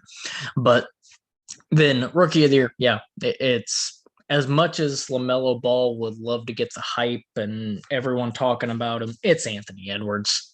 I wasn't too sure about Anthony Edwards coming into the year. And he didn't have a great start really either. It was shooting absolutely poorly. Wasn't really scoring a ton, but he kind of hit the rookie wall, I guess, in the first few games or first month or so. But he has leaped and bounded over that wall ever since, and has kind of become right alongside Cat, the face of the Timberwolves, and putting up. Will, you mentioned I think 20-25 a night, grabbing 5 boards. His efficiency has gotten a ton better. So LaMelo Ball, that injury, I hate to say it, but just kind of took him out of the running. So Depoy goes to Rudy Gobert with honorable mention to Miles Turner, and Rookie either goes to Anthony Edwards. Yeah, I'll start off with my MVP. I think, I'm gonna agree with Zach and Will. I think Cody, you mentioned too, Nikola Jokic being my. I'm the only one picking Embiid. Oh, Embiid. Sorry, you picked Embiid. I'm out on a limb here picking Embiid. The assists that Jokic has. Jokic is triple doubles are becoming irrelevant. No. Well, Jamal Murray's also missing from that roster too. That's true. Defensive Player of the Year. Cody mentioned that he shut down the league last year. I hate giving the man an award. Shut down the whole league last year and did it. But I think Gobert, the Stifle Tower, I think is what they call him, because he's French. But Rudy Gobert's got to be there. Rookie of the Year, like y'all have said, I think Anthony Edwards is the man for that award. Highlight reel dunks he's had over the last couple months. I mean, I just open up my Twitter and all these NBA's Twitter, the Timberwolves Twitter. I follow all these accounts and all just posting all these crazy dunks of Anthony Edwards just dunking over people and making crazy highlights on the court. So for my Rookie of the Year, has to be Anthony Edwards. Most improved player, we all touched on it, Julius Randle. What a season. You mentioned Zach. New York is basketball hell. He turned that ship around for New York, and him and Thibodeau out there at Madison Square Garden, really putting on a show, really putting on a clinic for in the East with the 4 seed. Now, Cody does bring up a good point. The weak East, the weakness of the East, Eastern Conference helps that a little bit. But overall, I think Julius Randle, no question, and no argument there. 6th man of the year. I mean, Clarkson is just playing phenomenal off the bench for Utah. It's got to be. I gotta agree with what you guys said, and going with Jordan Clarkson, Coach of the Year. This is a tough one because Thibodeau. I'm kind of torn between Thibodeau and Monty Williams, again, what he did with Phoenix in bringing in the pieces there with Chris Paul and the mentorship aspect that Chris Paul has brought to Devin Booker and DeAndre Ayton, and how that's helped propel this team. I mean, I think Monty Williams gets the edge here just because I'll bring it back on the weak portion of the East that really has, I think, helped the Knicks in that 4 spot. Who knows? They could potentially even fall at the end of this week, depending on what happens. So those are kind of my overall picks for all these awards. But it's an interesting time in the NBA. I mean, you got the regular season coming to an end. You got the playoffs start, the intensity heating up. I know they're allowing a certain amount of fans back in the arenas now for games. So that's it'll be it'll be interesting to see what happens as we close out this regular season of the NBA and move forward into this to this new edition this year with the play-in tournament. And again, who knows what the NBA will do? Maybe they keep it into next year. Maybe it's just this year. They actually said they were thinking about keeping it. Yeah. There was a report that came out. Yeah. Which, good God, no, please, no. So I don't know. We'll have to. This is a little test year for the NBA to test out their theory on the play-in tournament. Just like the MLB, they had their runner on second base on the extra innings rule that they had, that they kind of tested out last year in the pandemic season. But yeah, we'll see how this play-in tournament plays out. I know LeBron the King isn't happy with it, but it's the show must go on, as they say. And yeah, you got to fight through it, man. Hey, life ain't always fair, LeBron. That's what I got to say. You gotta fight through things This you don't. is coming you from don't a like. Cavs fan, folks. Yeah. Well, my Cavs haven't been the greatest since the King left in You're 16. beating the Pacers right now, so there's a plus. Yeah. And quickly putting me out of my misery. Yeah. Well, you can thank the Cavaliers. It's a little gift for you, Cody. I'll send them an e-gift card to someone. Join us, Pacers. But with that being said, we want to thank you for listening to Beyond the Press Box. To stay up to date on content, to even join our debate, please like and follow us on Facebook, Twitter, and Instagram. Just search Beyond the Press Box and look for our cool red logo. To listen to more great episodes, be sure to subscribe to our podcast on Anchor, Spotify, Google Podcast, and Apple Podcast. Be sure to also subscribe to our YouTube channel as well. We have video versions of our podcast on there as well every week. But we're also a proud member, of the Unhinged Sports Network. Make sure to head over to unhingedsn.com to listen to our podcast and many other podcasts as well. I know our very own Zach Kyleman has his own football podcast, all things football, the NFL, and other alternative leagues such as the Spring League, the XFL. Yeah, other alternative football leagues that Zach talks about. I know you have Tony Stenielson on there as well from time to time. So,